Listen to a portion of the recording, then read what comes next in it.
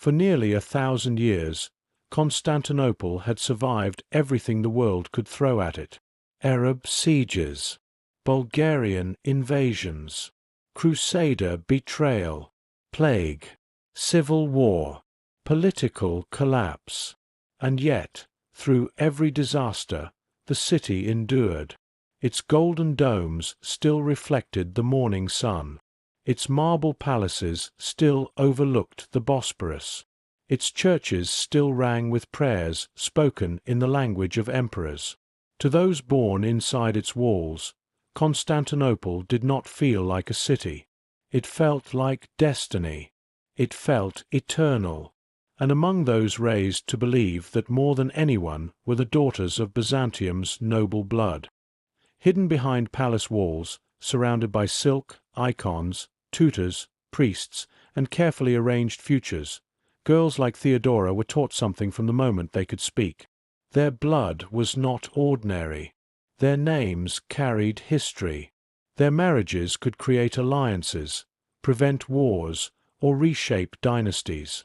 One day, they believed, they would leave the palace as symbols of continuity, as daughters of an empire that had outlived kings, conquerors, and entire civilizations. But in the spring of 1453, something changed beyond the walls. At first, it was only smoke on the horizon, then distant thunder, then messenger reports too terrible to ignore. Cannons, massive cannons, larger than anything the defenders had ever seen. Day after day, the walls of Constantinople shook beneath the force of artillery that seemed almost impossible for the age. Priests continued praying. Generals continued planning. Citizens continued pretending normal life could survive one more day. But inside the imperial residences, noble daughters began noticing things adults could no longer hide. Servants whispered. Guards changed. Jewelry disappeared into hidden boxes. Family archives were sealed. Fathers who once spoke of diplomacy now spoke only in low voices behind locked doors. And one name began appearing in every conversation: Mehmed II. To some, he was just 19 years old. To others, he was the future. And to those trapped inside the city, he was the sound of the walls shaking beneath their feet. As night fell over Constantinople, Princess Theodora climbed the upper balcony of the palace and looked toward the western walls. In the distance, fire lit the horizon red, and for the first time in her life, the daughter of Byzantium realized something no tutor had ever prepared her for. Empires do not always die slowly. Sometimes, they die in a single night.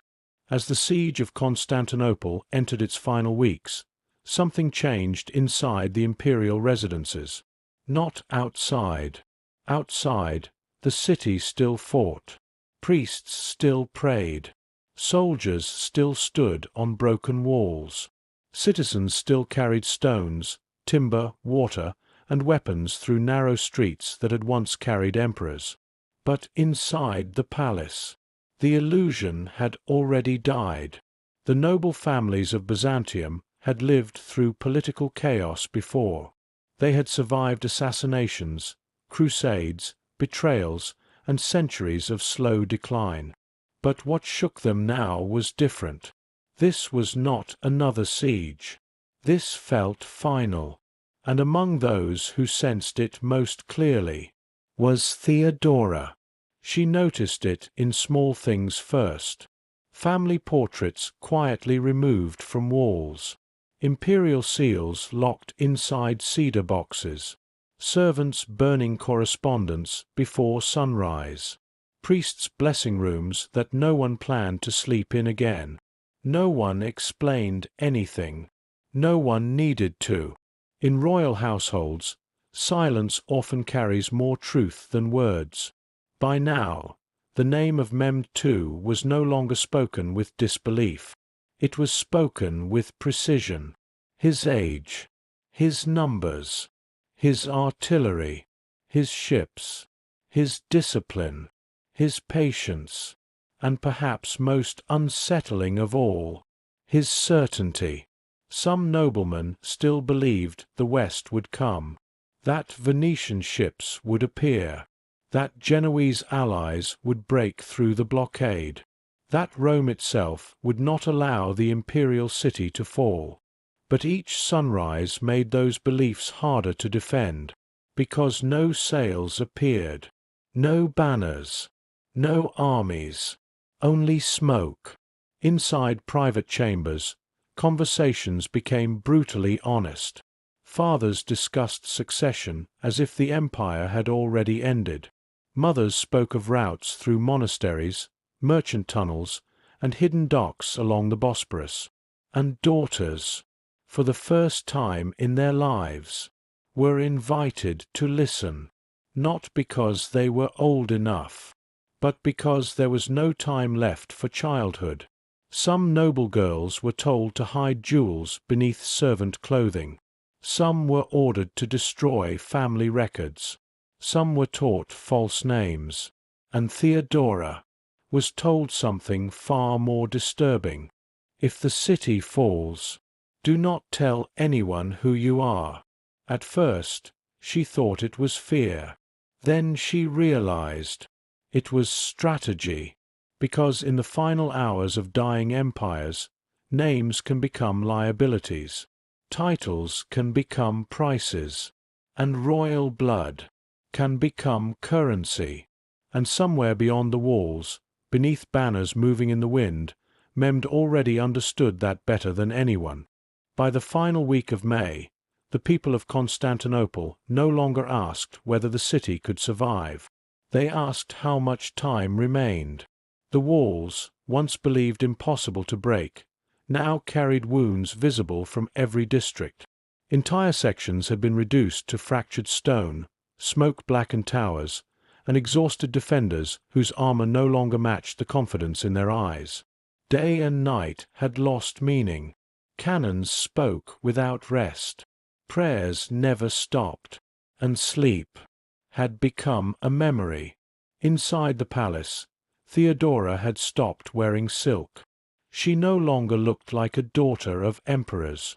Her hair had been covered, her jewelry hidden, her robes replaced with simple garments that would allow her to disappear among servants if the impossible happened.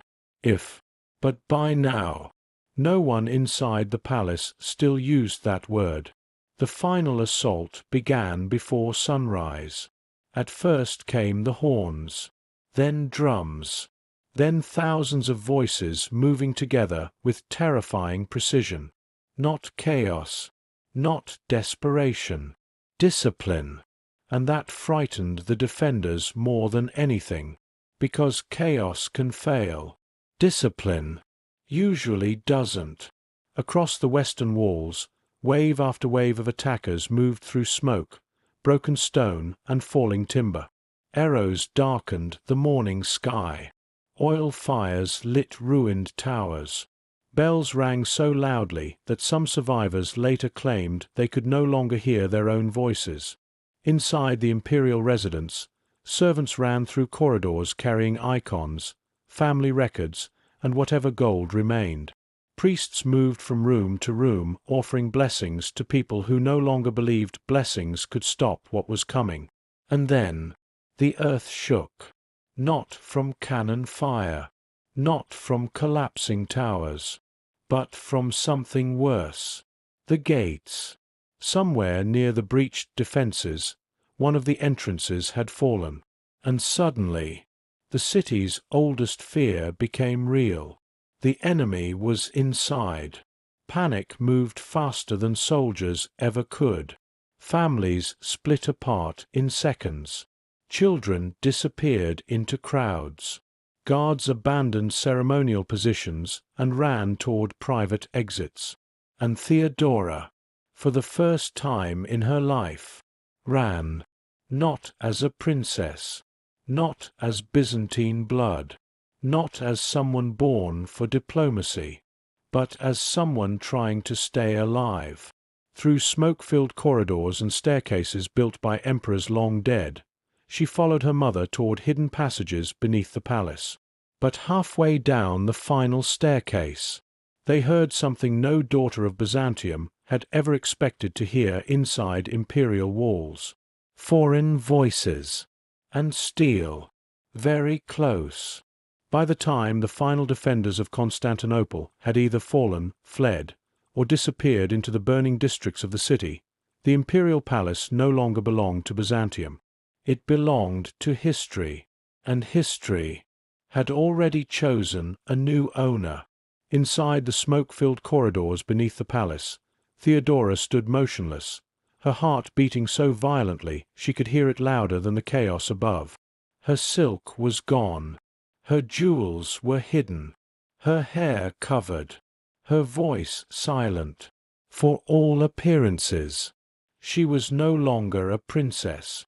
She was no one, and in moments like that, no one is often the safest identity of all. Her mother understood that. So did the remaining servants who still stayed close enough to guide them through tunnels built centuries earlier by emperors who never imagined their descendants would one day use them to escape their own palace. The plan was simple. Reach the harbor, disappear among refugees, say nothing, trust no one, and survive. But plans made in peace rarely survive conquest. Halfway through the lower passage, torchlight suddenly appeared from the opposite direction. Not servants, not priests, soldiers, armed men moving with calm precision, speaking in a language Theodora had heard only from distant walls during the siege. And in that instant, everyone froze. The servants lowered their eyes.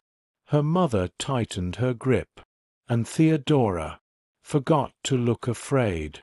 One of the officers noticed immediately, because fear can be disguised. Training cannot. The way she stood, the way she kept her shoulders straight, the way her hands never trembled, the way she looked directly into the torchlight instead of down at the floor. These were not the habits of servants. These were the habits of people who had never needed permission to enter rooms. The officer said nothing at first. He simply studied her, then stepped closer, and with one deliberate movement, he pulled the fabric from her hair. The silence that followed felt endless. No one spoke. No one moved. And then, quietly, the officer smiled. Not with cruelty, not with excitement, but with recognition. Because in the collapse of empires, royal blood often survives longer than crowns. Within hours, Theodora was no longer moving through tunnels. She was moving through the upper chambers of a conquered palace, not as a prisoner, not yet, but as something far more complicated. A symbol, a survivor, a piece of history that now belonged to the man who had just conquered the impossible, Mehmed II. And before sunset, he would ask to meet her. By the time the sun began setting over the smoking skyline of Constantinople, the city that had once called itself eternal no longer belonged to emperors. Its walls had fallen. Its banners were gone. Its churches were silent.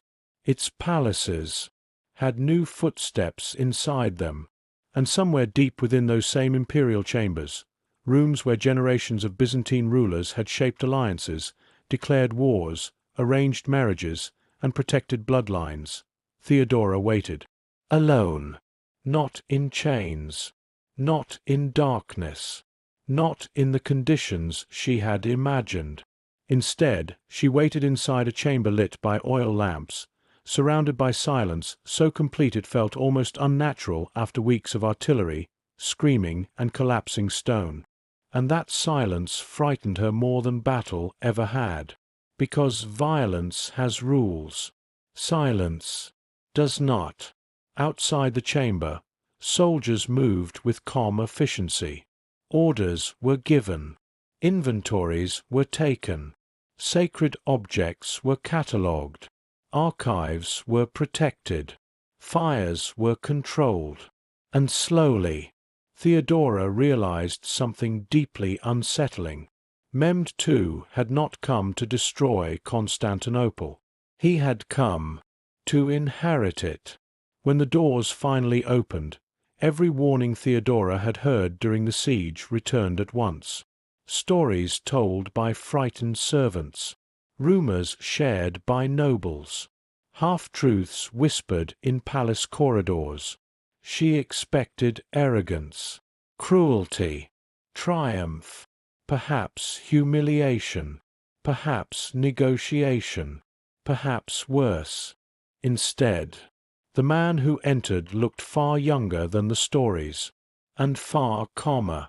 No celebration, no drunken victory, no blood on his hands, only quiet certainty. For several seconds, neither of them spoke.